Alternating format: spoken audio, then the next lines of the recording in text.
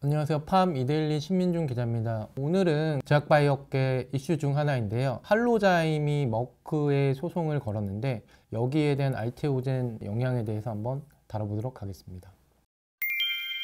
미국 바이오 기업 할로자임이 머크를 대상으로 특허 취소 심판에 이어 특허 소송을 제기했는데요. 머크가 국내 기업 알테오젠의 파트너사인 만큼 귀추가 주목되고 있습니다.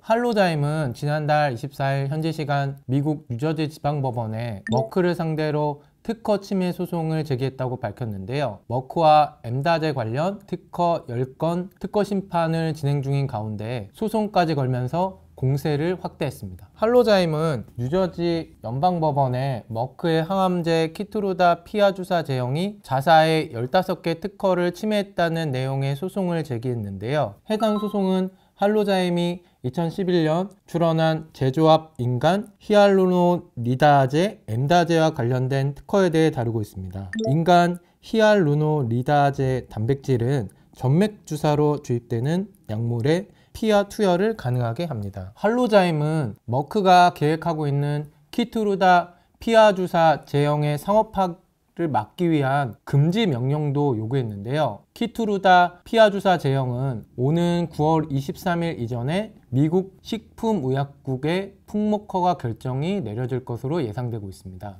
머크는 키트루다 피하 주사 제형 출시 후 첫 2년 이내 30에서 40%의 키트루다 환자를 키트루다 피하 주사 제형으로 전환하기를 바라고 있습니다. 할로자임은 금전적 구제 위에 머크의 침해가 고의적이라며 가중적 손해배상을 요구하고 있습니다. 미국 특허법원은 고의 침해가 인정되는 경우 합리적 실치료를 가중해 배상을 명할 수 있는데요. 이번 소송은 할로자임이 잠재적인 라이선스 계약을 위해 머크에 연락하고 양측이 합의에 도달하지 못할 경우 소송이 뒤따를 수 있다고 공개적으로 경고한 뒤에 제기됐습니다. 머크는 기존 정맥주사 제형인 키트루다 IV의 2028년 특허 만료에 대비하기 위해 알테오젠의 히알루로니다제 ALT-B4를 활용해 키트루다 피하 주사 제형을 개발하고 있습니다. ALT-B4는 영국의 아스트라제네카와 일본의 다이이치 상쿄도 각각 암 치료제의 피하 주사를 개발하기 위해 계약하는 등 글로벌 시장에 큰 관심을 받고 있습니다. 할로자임은 제조합 인간 히알루로니다제 PH20 효소를 기반으로 하는 인엔즈 피하 전달 기술로 알려졌습니다. 할로자임은 PH20 연구를 하면서 과학자들은 변형된 아미노산 사슬을 가진 6,700개 이상의 추가 단백질 라이브러리를 만들었는데요. 이 라이브러리와 추가 연구를 통해 할로자임은 2016년부터 엠다제 특허 포트폴리오를 구축했습니다. 머크는 ALT-B4가 알테오젠에 의해 독자적으로 개발됐고 그 염기서열은 할로자임 특허에 공개되어 있지 않다고 주장하고 있습니다. 반면 할로자임은 알테오젠의 ALT-B4 자체는 할로자임의 라이브러리에 없지만 알테오젠 제품에 사용된 많은 아미노산 변형이 실제로 15개의 할로자임 엠다제 특허에 포함된다고 반박하고 있습니다. 할로자임이 소송을 알테오젠이 아닌 머크에 제기한 것에 대해 키트루다 SC 출시라는 대형 이벤트를 앞두고 합의를 이끌어내기 위한 소송이라는 분석이 제기되고 있는데요. 장기적인 소송에 들어가는 것보다 합의를 하는 것이 기업에 이로울 수 있기 때문입니다. 일단 특허 심판 1차 결론에 따라 방향성이 정해질 것으로 예측되고 있습니다. 팜 이데일리 취재 결과 암젠과 사노피의 특허 무효 소송 사례 등 판례를 보면 특허 분쟁은 짧으면 4년, 길면 8년까지 걸릴 것으로 예상되는데요. 골드만삭스가 관측한 대로 할로자임이 알테오젠에 직접 소송을 제기하는 일은 최소한 머크와 할로자임의 특허 무효 소송 1심 결과 이후에 진행될 것으로 예상됩니다. 알테오젠 측도 경쟁사 할로자임과 특허 이슈에 휘말린 ALT-B4의 미국 특허 등록 작업을 5월 말까지 완료하며 특허 방어에 나설 예정이라고 합니다. 머크의 입장에서 가장 최악의 경우의 수는 키트루다 SC 제형의 매출액 대비 로열티를 할로자임에 지불하게 될 가능성인데요. 이 경우 고의적 특허 침해가 인정돼야 가능합니다. 하지만 시장에서는 이런 가능성이 지극히 낮을 것으로 예상하고 있는데요. 첫 번째 이유로 특허 침해를 당했다고 주장하는 특허가 원천 특허인 이넨지가 아니라 최근 추가적으로 출연한 엠다제이기 때문입니다.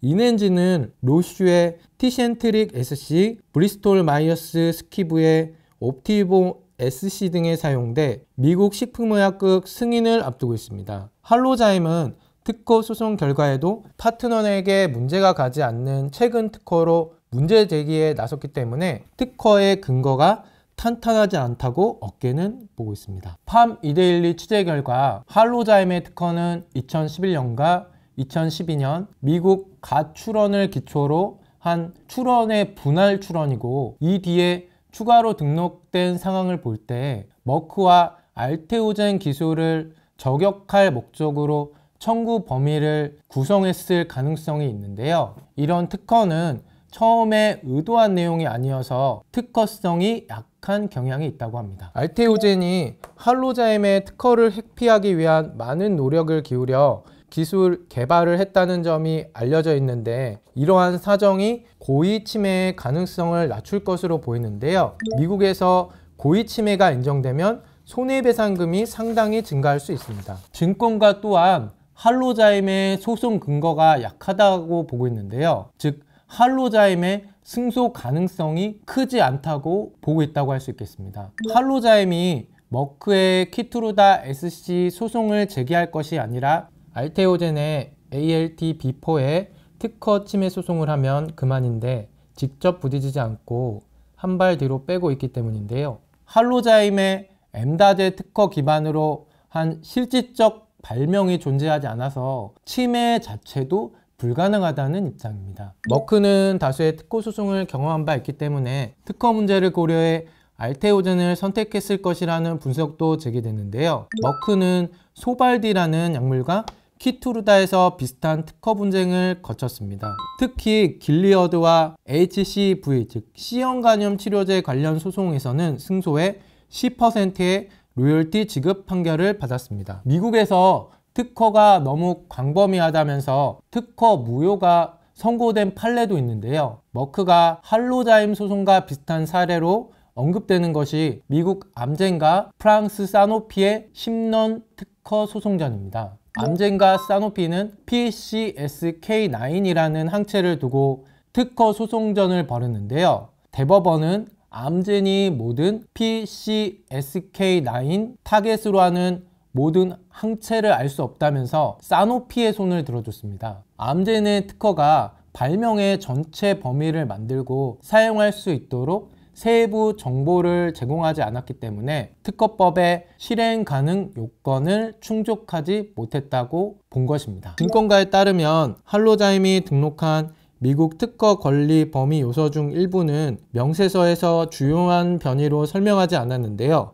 권리 범위의 효과를 예측할 수 있을 정도로 기재되어 있는 것으로 보지 않고 있습니다. 해당 특허는 최초 출원 시 의도대로 쓰인 것이 아니기 때문에 허점이 많을 수밖에 없는 권리 범위로 등록된 특허로 매우 넓은 권리 범위를 갖고 있는 만큼 공격을 받을 수 있는 요소는 더 많을 수밖에 없습니다. 다만 소송 절차와 별개로 관련 절차를 진행하는 과정에서 키트루다 SC의 출시가 지연될 수 있다는 관측도 제기되고 있는데요. 미국 특허심판원은 특허 심판 신청 이후 3개월 내에 예비 답변을 요구하고 있습니다. 머크가 처음 특허 심판을 제기한 시점은 지난해 11월이지만 할로자임이 관련 특허 심판을 병합해 답변할 경우 답변서 제출 시점이 늦어질 수 있기 때문인데요. 이때 답변 기한은 마지막 특허 심판 제기 후 3개월 이내인 7월까지입니다. 특허 심판원은 답변서 도착 이후 3개월 내 특허 심판을 받아들일지 결정하게 됩니다. 이에 따라서 키트루다 SC 출시 시점이 늦어질 수 있다고 업계는 보고 있습니다. 오늘은 할로자임이 머크의 소송을 제기한 데 따른 알테오젠 등과 관련된 영향에 대해서 한번 알아봤는데요. 소송 결과에 따라 알테오젠한테도 적잖은 영향을 미칠 수 있는 만큼 귀추가 주목되고 있습니다. 오늘은 이만 마치도록 하겠습니다. 감사합니다.